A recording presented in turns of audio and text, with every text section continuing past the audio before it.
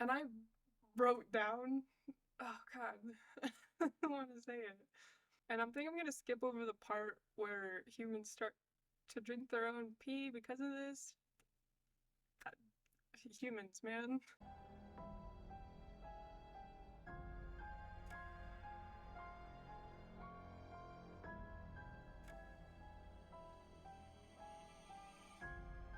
Well, hey, howdy, hi. Welcome and welcome back to my channel. Thank you so much for stopping by to join me today. I really do appreciate it. My name is Ellie, and I'm a witch. This over here is my teaching assistant, Andy, and today is, I don't know whether to say day 1 or day 3 of Killmas. This is my second attempt to filming this video because the first time I filmed it without audio, I filmed 3 videos, no audio on any of them. So this is take 2, so I'm missing 3 days of Killmas. So I didn't even have his presents ready. So I was gonna do little presents, but I don't know what day today is. I think I'm gonna label this 1/3, and then we're just gonna do 2/4, and so on until it gets back to normal, I guess. So 3 little presents for Andy's little tree. Perfect.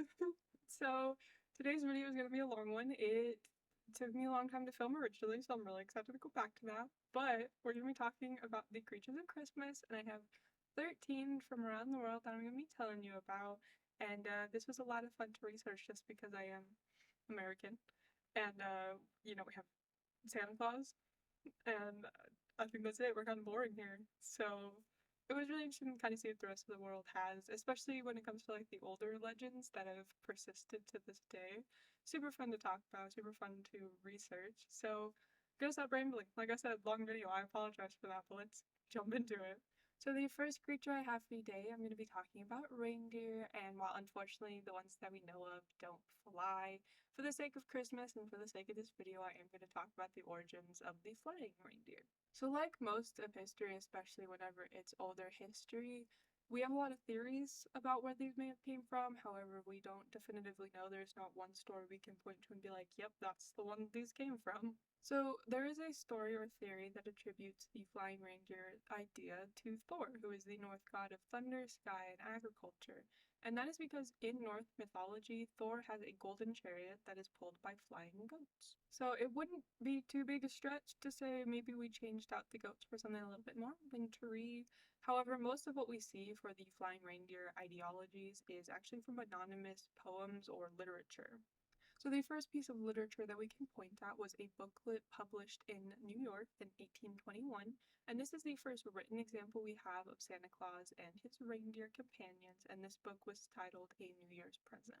It was 2 years later, however, that we actually get the most famous version of Santa Claus and then his flying reindeer companions, and that's in 1823, the Troy Centennial newspaper published a poem called A Visit from St. Nicholas, or as we know it today, 'Twas the Night Before Christmas. And in this poem, Santa Claus is accompanied by his reindeer friends, however, this time they are listed by name.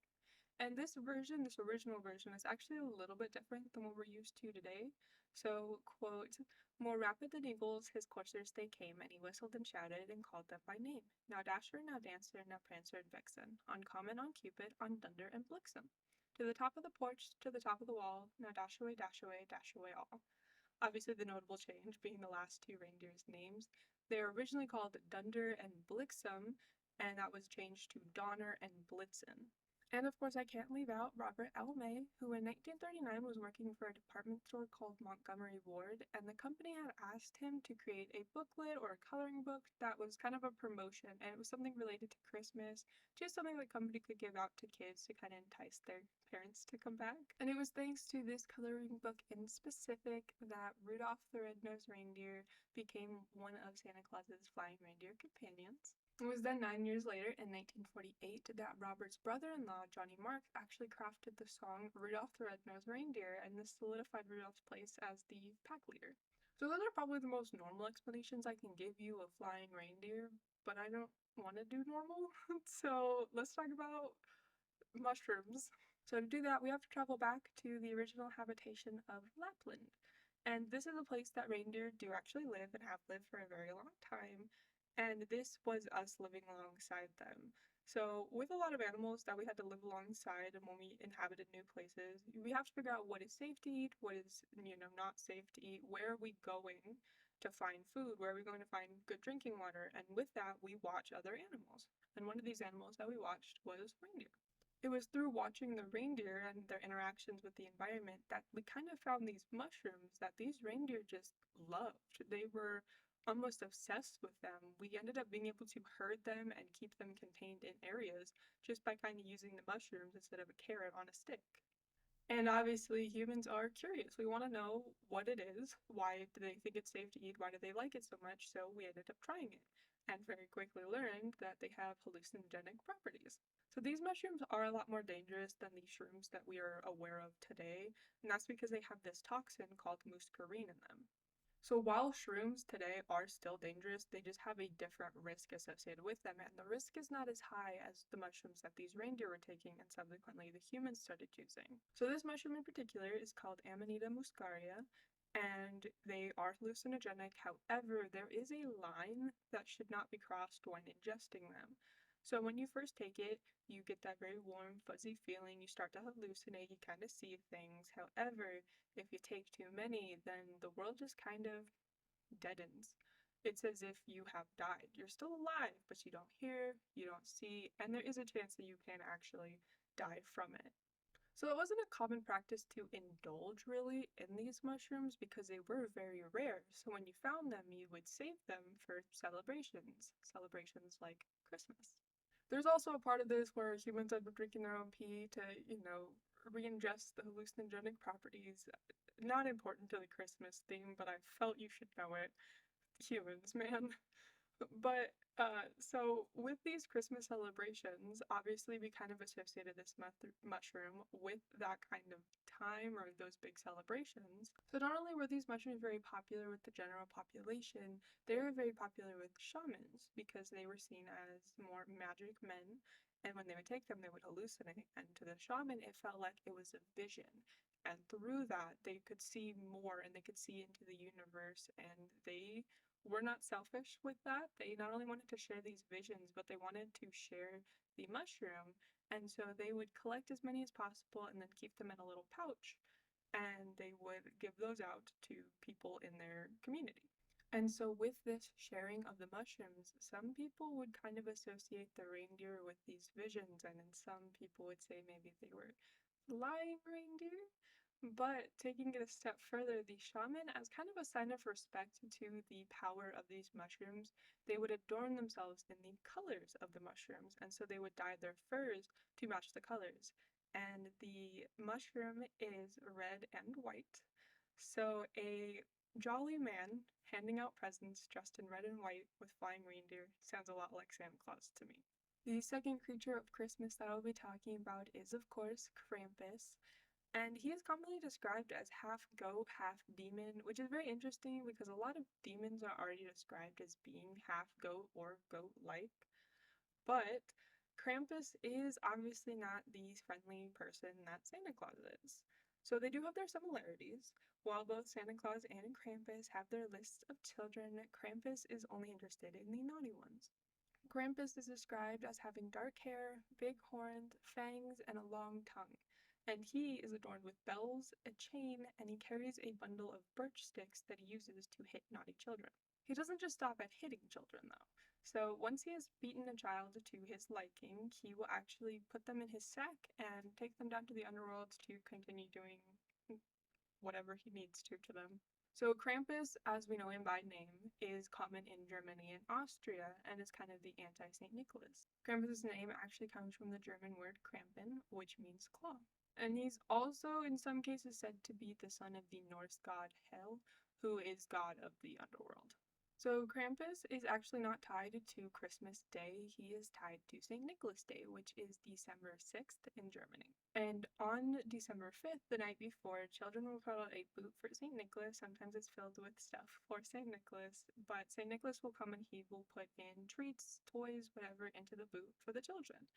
And the night before St. Nicholas Day, which is the 6th, is known as Krampusnacht, which is Krampus night. This is not the only day for Krampus, however. In the late 20th century, there was a drive to kind of preserve the culture in Germany and Austria, and through that, a new tradition came about called Krampuslauf, which is a Krampus run. So during this run, it's just a big parade, and some people will dress up as Krampus and just trying to scare people, some taking it as far as to actually chase people in the crowd.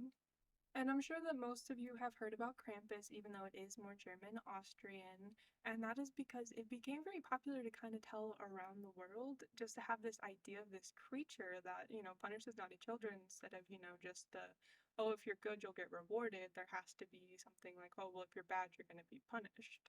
However, there was also a big push to kind of erase Krampus from history.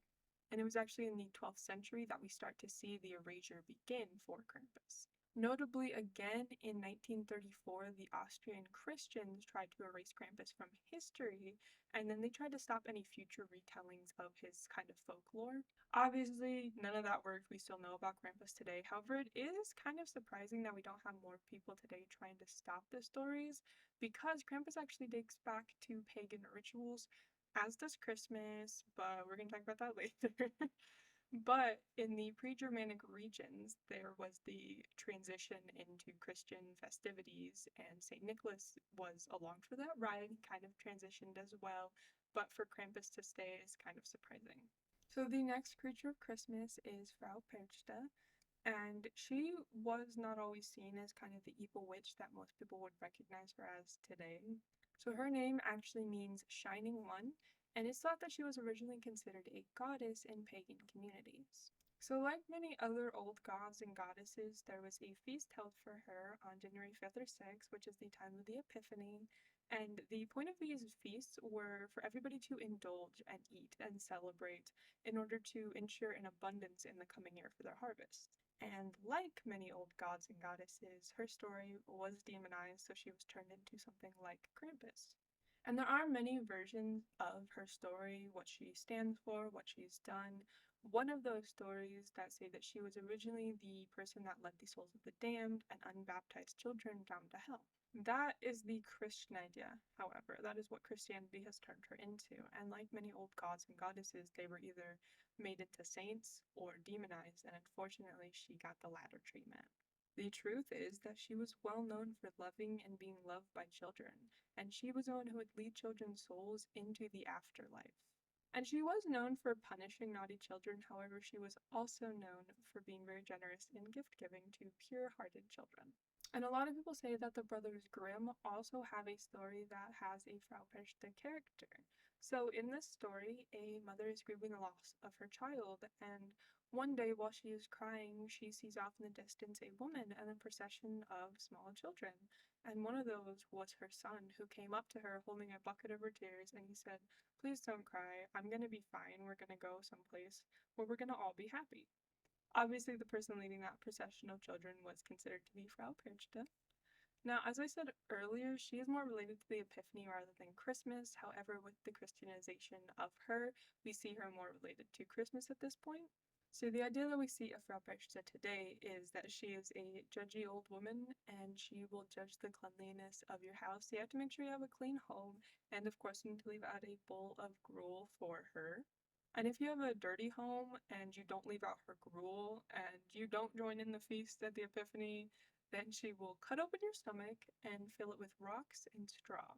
She is not just a judgy goddess, however, she is also associated with the wild hunts and is common in the Alps around Germany. And it's said that she would ride into the night accompanied by lost souls and would bring strong winds and thunder in her wake. And these times would be called knocking nights. However, that's another story given to us by Christianity. So a lot of these stories, like I said, have been Christianized, and that's because with the rise of Christianity as well as Catholicism, there was this challenge for church leaders to bring in the congregation. And if you look at the difference between Christianity and Catholicism versus paganism, Christianity and Catholicism are boring. Just realistically, you have all this pagan lore and all of these stories, and it's just so much more interesting to a lot of people. So, what the Christians and the Catholics did is they demonized all of these pagan gods, goddesses, and creatures so that if you were worshiping them, you were seen as evil and you were going to be outcast. So, instead of doing that, you needed to join Christianity or Catholicism. So, next up, I actually have two that I'm going to be talking about in one, and that is Gryla and the Yule Lads.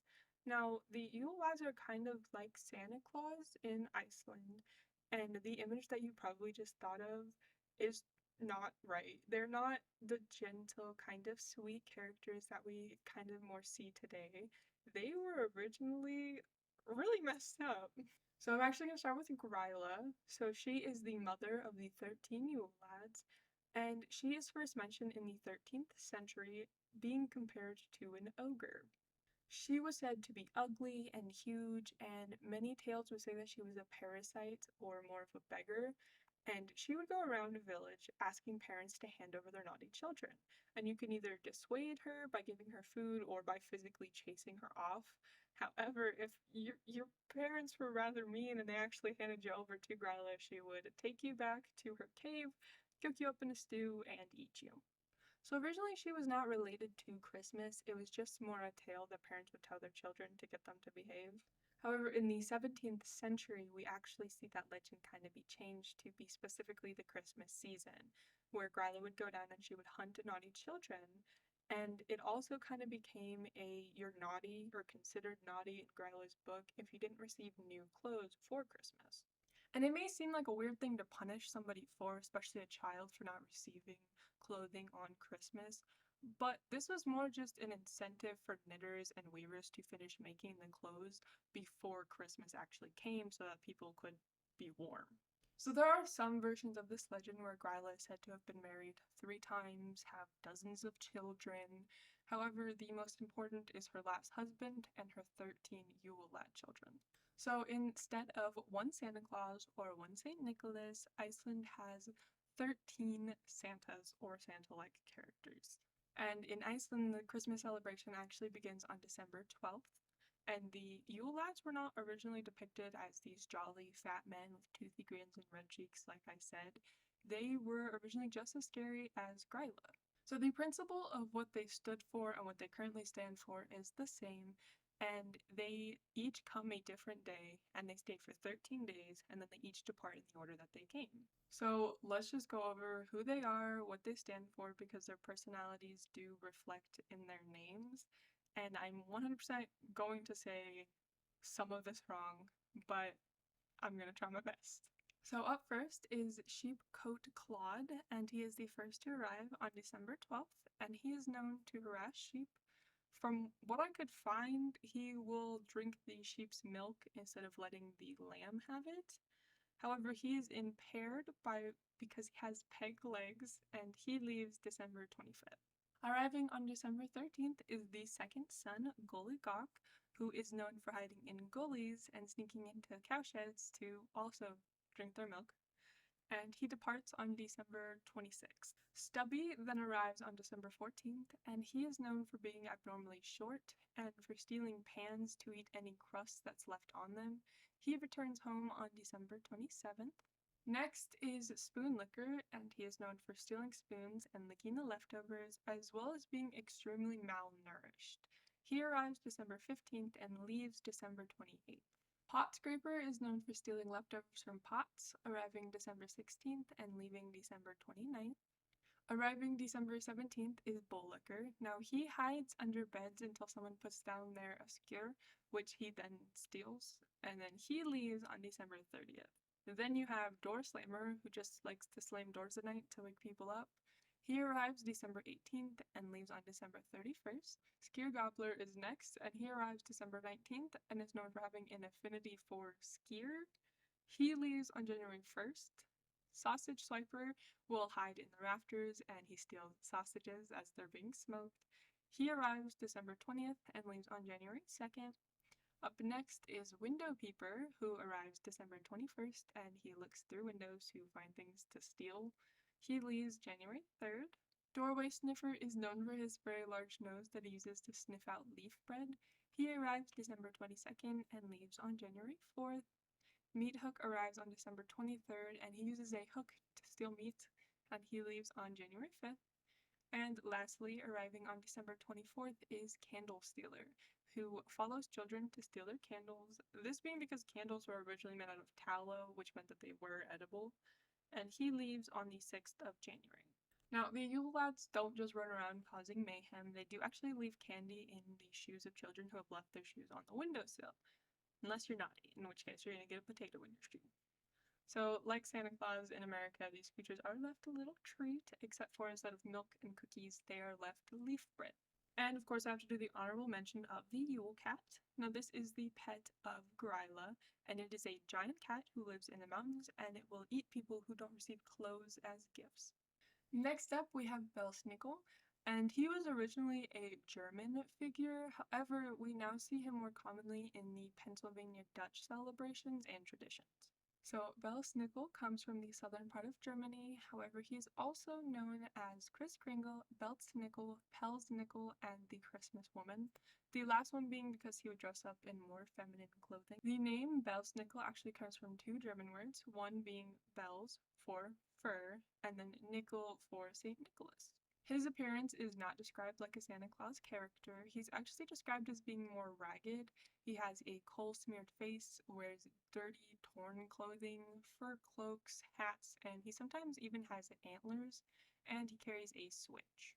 So while he's not described as the Santa Claus character that a lot of people are used to, he is essentially the same character. So Belsnickel also looks for naughty and nice children, however he doesn't make a list and he doesn't go down a chimney. He really lacks the subtlety that Santa Claus has, instead choosing to surprise the children about a week or two before Christmas, and he does that by rapping loudly on the windows with his switch and then busting in through the front door and immediately starts questioning children. He'll say, "Are you naughty or nice?" And then he'll ask them to recite a Bible verse, and then to end this kind of interrogation, he will throw candy, nuts, or cake onto the ground, and any children who dive for the sweets will be hit. So in the modern traditions, we actually see the legend of Belsnickel personified by the Pennsylvania Dutch. So a man will dress up as Belsnickel, he'll wear a mask, hold a switch, and he'll carry around a little bag of sweets, and then he'll go to a gathering and he will throw the sweets onto the floor, and of course, any children that die for it will get hit with the switch. Now, we kind of see the belief in Belsnickel fade, especially when it came to other countries' beliefs in it, and that was thanks to World War II. So a lot of the German traditions were starting to die just because of the war. However, recently, there's actually been a resurgence to this tradition specifically. Next up, we're going to be talking about elves. And like a lot of these legends, they were not always seen as the sweet little helpers of Santa Claus. In Norse mythology, they are believed to actually cause illness, and then in some English versions, elves are tricksters. Those are not the only beliefs when it comes to elves, however. So the ones that we're going to be talking about come mainly from Scandinavia, Britain, and then Germany in their folklores. So in pagan religion in Germany, elves were believed to be creatures of light, and they lived in the heavens. And the Scandinavians believed them to be pranksters who had caused bad people to have hiccups and bad dreams. And there are plenty of literary references to both versions, both these tricksters as well as our friendly little versions of elves. The first real instance we can point to as elves being shown as helpers rather than antagonists is actually from the Grimm brothers once again, a story specifically called The Elves and the Shoemaker, in which the elves are painted as helpful and kind, and they help the shoemaker rather than playing pranks on him. So that story actually came out in 1812, but the next example came out that same century in 1823, and that was from the story "'Twas the Night Before Christmas," in which Santa Claus himself is described as a jolly old elf, and the idea of sweet little helper elves was popularized even further in 1857 when a poem was published in Harper's Weekly that told the tale of Santa Claus and his elf helpers, and Disney actually took that version and ran with it to solidify the idea of the friendly elves. Next up is Hans Trapp, and he's actually based on a real person called Hans von Trotha, and he was a German knight and marshal in the Palatine Territory, which was French and German kind of area territory-ish. Now, he lived from 1450 to 1503, and he had command of two castles on the German side of the border. However, our story really begins after he is awarded Berwartstein Castle in 1480. Now, this decision was actually highly contested. The former owner, not the one who had given over Hans the castle, but the one who owned it before that, he did not like that he was awarded this castle. So this original owner and even some monks actually protested the change in ownership. However, they were all overruled and Hans was free to keep the castle. So it was because of this protest that Hans actually felt he deserved revenge for what these people had been doing, said about him, trying to take away his castle, all that. And he knew that the most important resource at that time was water. So he had a dam built on the Wieslauter, which blocked the water to the town of Wissenberg. And so this created an overabundance of water that flooded part of the land, and then obviously there was the sudden loss of water in the other part of the land. Obviously, the sudden loss of water was very damaging, so the monks actually begged Hans to undo the dam and return the water to their town. Hans decided to maliciously comply to this request and he broke the dam, which meant that all of that water was rushing towards the town and it ended up flooding the entire town and it caused severe economic damage. So it was because of actions like this that people continued to plead for the removal of Hans von Trotha. So at the time, the Palatine region was part of the Holy Roman Empire, but the empire wouldn't listen to any of these complaints against Hans. So they knew that their only option was to go to the Pope. So originally it was Pope Innocent VIII who took their pleas, but they just kind of dismissed them. And then 8 years later, Pope Alexander VI finally decided to take them seriously. Because of this, Hans was summoned to Rome. However, he refused to go, and instead he sent a letter that pledged his allegiance to the church, and then he even stated that Pope Alexander was immoral in both his actions at that time as well as just in his personal life.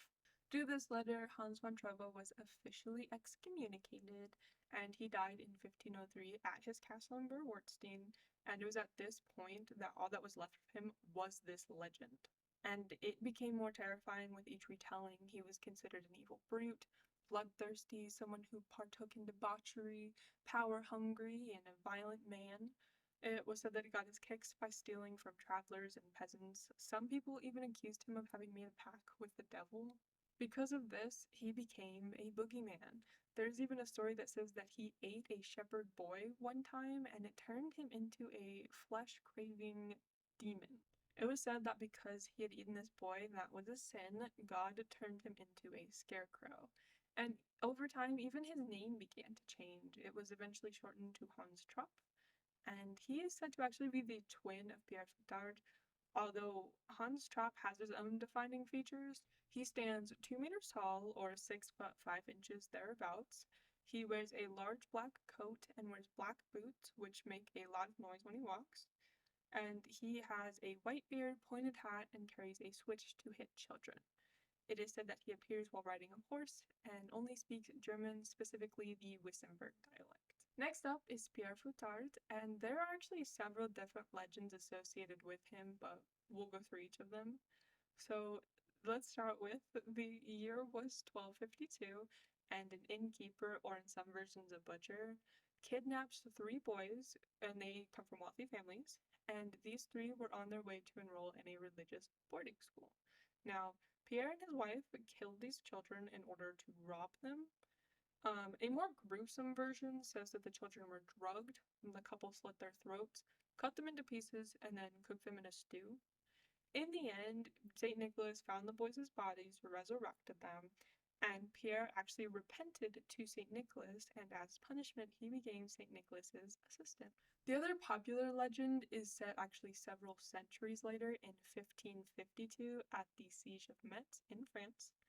And at the time, citizens were burning an effigy of King Charles Quint, and tanners, which, from what I could find, they work with animal hides, were creating a gruesome creature that punishes children. So the combination of these two ideas seemingly became Pierre Fouettard. So the last thing I was expecting to talk about was the United States, since this is, a French character, but here we are.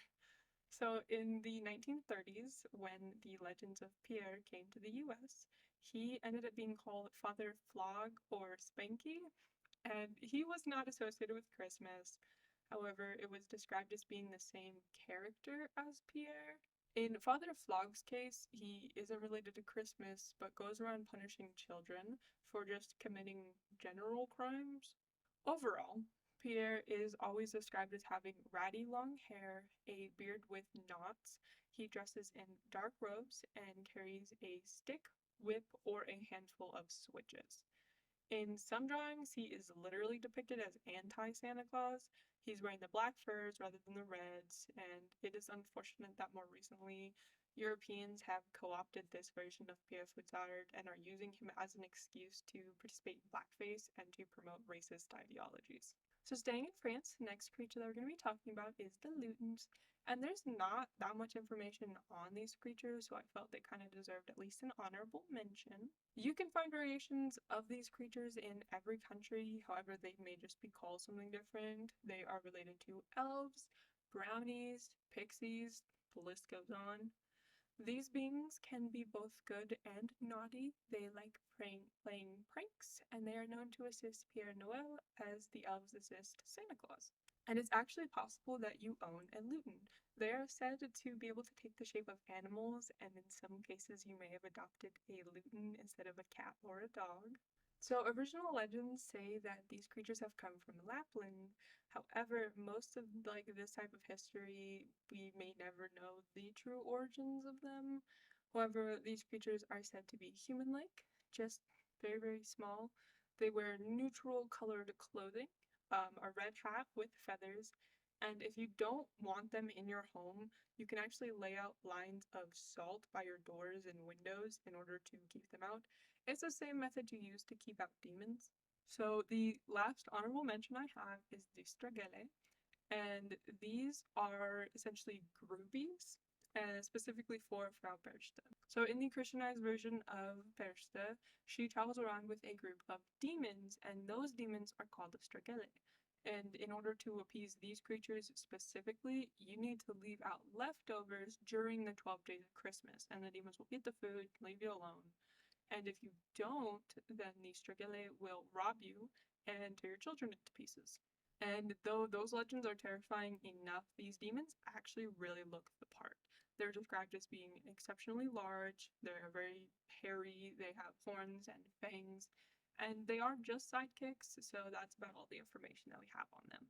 So the last creature I'm going to be talking about is the Calicansoroi, and just as somebody who is generally aware of where my items and belongings are, I can generally identify whether or not my belongings are in a place that I left them. I don't think I'd be as aware as my ancestors, though, in this case. So, in Greek folklore, the time between Christmas and the Epiphany, you need to be on the lookout for anything out of the ordinary, because goblins called the Calicansoroi are out to wreak havoc on mankind. So these little goblins are depicted as small, dark-haired, and they have goat legs. So the legend of the Calicansorois comes from pagan tradition. However, once again, it has been Christianized.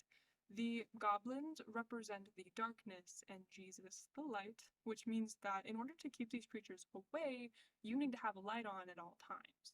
So the Greeks accomplished this by burning their fireplaces throughout the entire stretch between Christmas and the Epiphany. Another way of keeping them at bay is to leave a colander at your door. And it's thought that these creatures can't count past two, so if you leave the colander out, they're going to spend all night counting the holes, never making it past two, and obviously that means you're free to hang out in your home undisturbed for the night.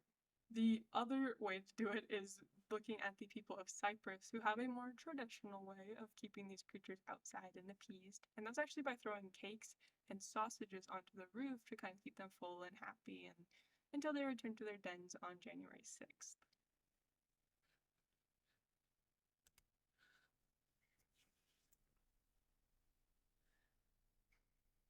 So that's all I have for you today. That was a really fun one. I thought that I just love talking about the creatures of Christmas, and that took forever to record again. This is going to be so much fun to edit. But I did hope that you guys enjoyed that. If you did, if you want to hit that like button, I would appreciate it. And maybe tell me a creature in your religion or Christmas traditions that I didn't touch on. That'd be super cool. And if you didn't like the video, get hit that dislike button and tell me what you think I could improve in the comments. I appreciate that as well. Make sure you guys come back tomorrow. I will have actually a true crime case instead of a Christmas related case, I guess. But it'll be day 2/4 of Killmas. So come back to check that out.